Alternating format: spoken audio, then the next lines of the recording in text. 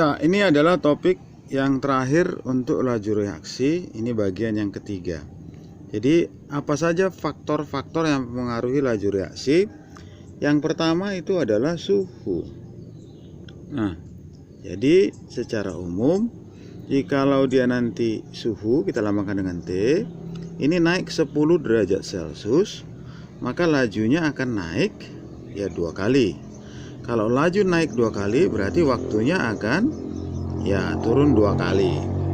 Nah, contoh misalnya pada suhu 15 derajat Celcius itu lajunya kita misalkan X, waktunya kita katakan 8 menit.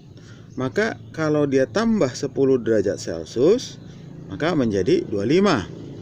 Maka V-nya akan naik 2 kali. Oh, berarti 2X. Terus waktunya akan turun 2 kali. Maka 8 dibagi 2, maka ini 4 menit. Nah, kalau misalnya naik lagi 10, berarti kan menjadi 35 derajat Celcius. Maka lajunya itu akan menjadi 2 kali semula, berarti 4X. T-nya juga turun 2 kali semula, berarti nanti 2 menit. Nah, maka nanti ini bisa kita rumuskan V2 sama dengan 2 dipangkat T2 dikurang T1 per 10 dikalikan dengan P1. Jadi ya rumusan ini ada karena setiap kenaikan 10 makanya per 10 akan naik 2 kali, maka nanti ini 2 dipangkatkan dengan ini. Nah, bagaimana dengan T-nya? Maka T2 juga sama. Kalau tadi ini naik 2 kali, berarti ini harus turun 2 kali. Kalau turun 2 kali berarti 1 per 2. Itu pangkat T2 dikurang T1 ya per 10 dikalikan dengan T1. Nah, coba kita lihat dengan contoh soal yang pertama ini. Nah, ya, pada ya suatu reaksi berlangsung 8 jam pada suhu 35.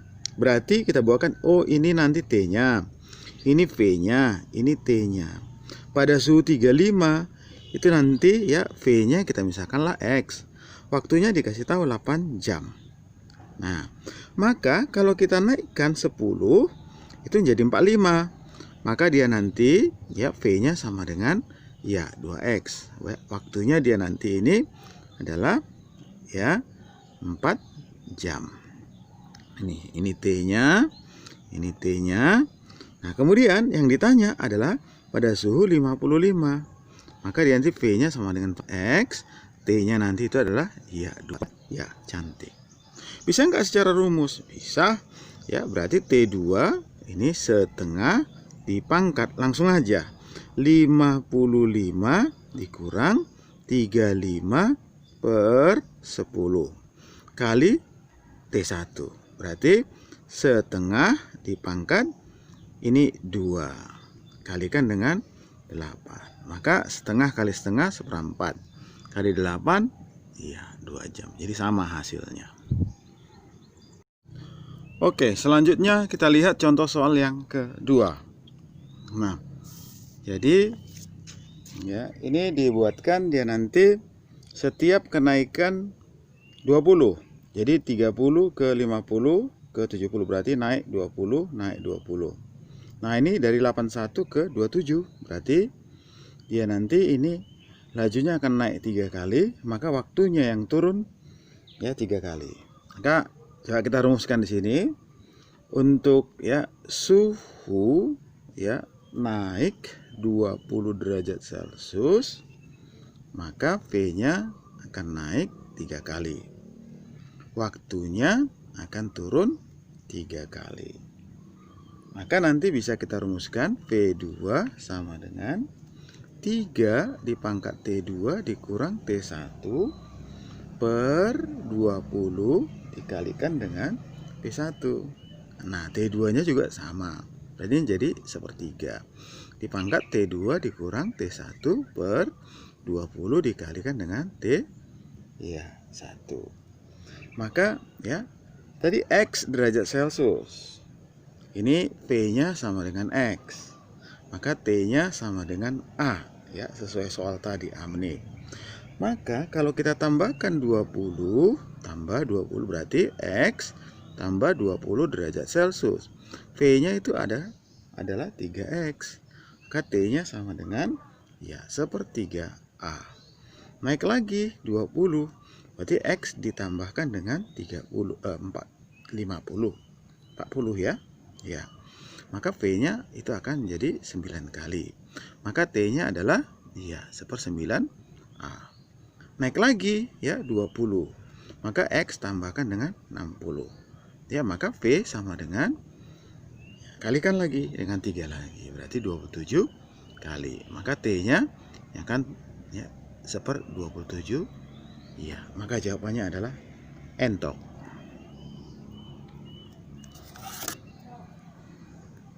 Oke, selanjutnya yang kedua adalah kadar zat atau molaritas. Nah, jadi ya, untuk kadar zat, misalkan dia nanti suatu reaksi ini adalah A ditambah B, ini akan menjadi C. Nah, jika dia nanti konsentrasi A, konsentrasi B meningkat, maka dia nanti laju reaksinya itu akan meningkat. Nah, jadi permasalahannya nanti ini tergantung kepada tingkat reaksi daripada si A dan si B-nya. Nah, jadi ya rumus reaksi ini misalnya kita katakan V sama dengan K A dipangkat 2 kemudian B dipangkat 2, berarti orde reaksinya adalah untuk A 2 dan untuk B 2. Nah, jadi V itu adalah rumus laju reaksi itu akan sebanding dengan reaktannya. Nah, jadi berapa banyak reaktannya, maka itulah rumus laju reaksinya. Jadi kalau ini meningkat, maka otomatis V-nya akan meningkat karena dia nanti berbanding lurus. Maka bisa kita simpulkan ya, jika molaritas dia nanti meningkat, maka laju akan meningkat. Jika volume ya meningkat, berarti molaritas menurun.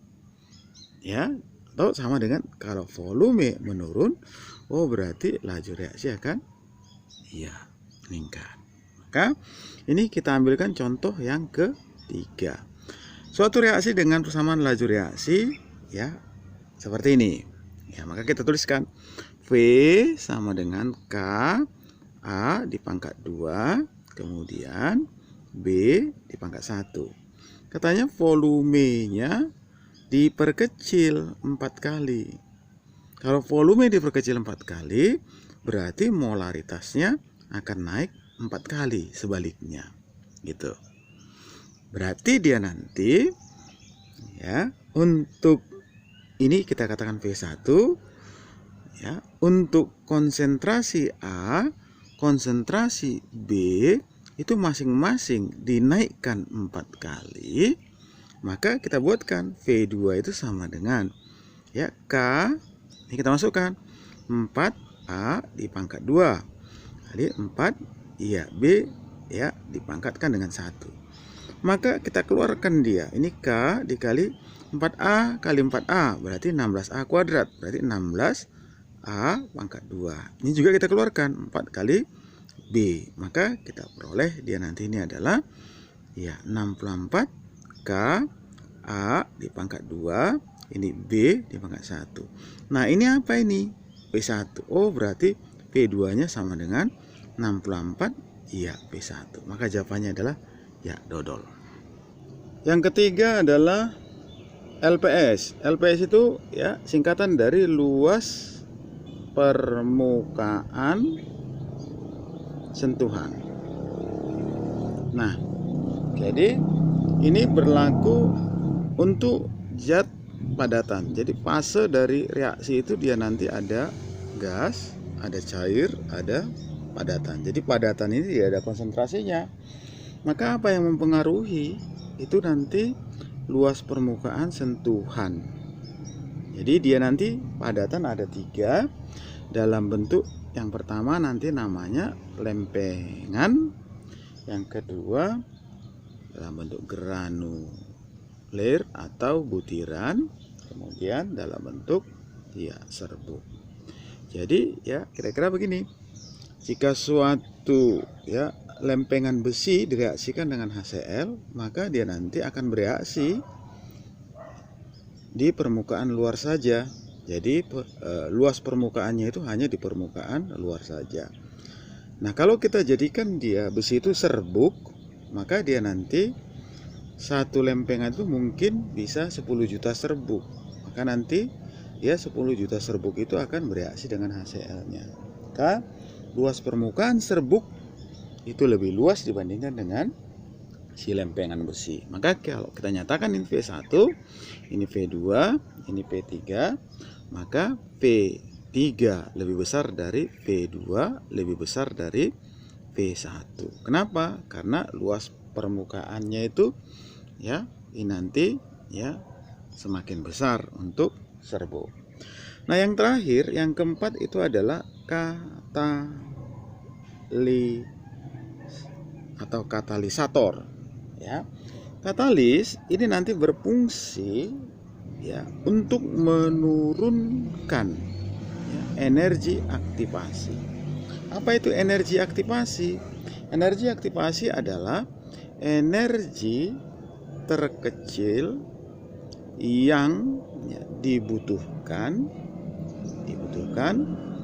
untuk ya, melangsungkan reaksi. Nah, jadi ya misalnya suatu reaksi mempunyai energi aktivasi 1000. Dia punya energi 600, maka tidak akan terjadi reaksi.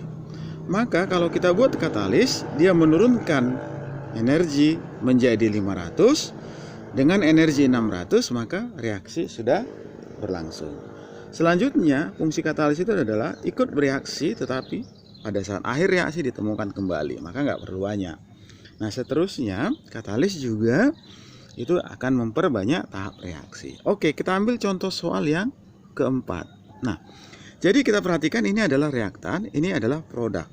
Maka nanti di sini bisa kita simpulkan delta H reaksi itu adalah ya delta HF produk dikurang delta HF untuk reaktannya. Ini delta ya. Nah, ini reaktannya, yang ini produknya. Maka kalau kita lihat di sini produknya ini Y. Nah, berarti ini kecil ya dikurangkan dengan ya besar. Maka hasilnya adalah ya ini hasilnya negatif. Maka nanti kalau delta H reaksi negatif, berarti kalau reaksi positif. Ini dikatakan reaksi ekso. Ya, sebaliknya delta H reaksi ya positif, kalau reaksinya nanti akan negatif. Ini dikatakan dengan ya endo. Maka dari sini reaksi melepas kalor iya nih.